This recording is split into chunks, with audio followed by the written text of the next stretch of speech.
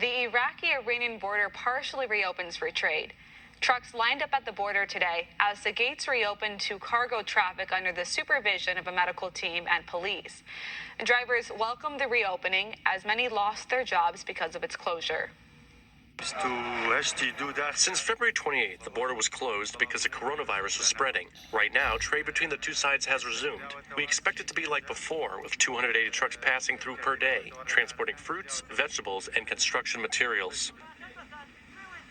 The border still remains closed for tourists and the regular passage of people. Afghanistan opens an investigation into the alleged abuse of Afghan migrants by Iranian border guards. Afghan officials say they're looking into the reports that claim Iranian guards tortured a group of migrants last week. Afghans trying to cross into Iran were allegedly beaten and forced to jump into a river, where many of them drowned. Citizens are now demanding a crackdown on Iran's government. My brothers went to Iran 3 days ago. Yesterday we heard that they were drowned. The Iranians took them to the river and threw them into the water. The Afghan Human Rights Commission is denouncing Iranian guards for recently detaining and imprisoning dozens of Afghan citizens. Thousands of residents evacuated after a dam burst in Uzbekistan. Here's a look at the aftermath. Tens of thousands of people were forced to move from their homes after a dam burst in Uzbekistan, close to neighbouring Kazakhstan.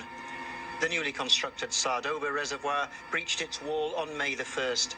Around 70,000 people were evacuated from 22 villages in Uzbekistan. 50 residents were taken to hospital.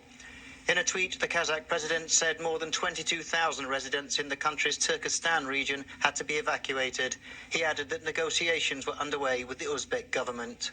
The 7-year project to build the Sardoba reservoir was completed in 2017.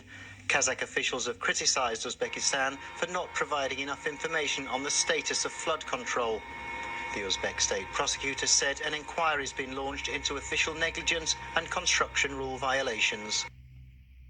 Still ahead on One America News, the head of Gilead Sciences says the COVID-19 treatment remdesivir is coming soon.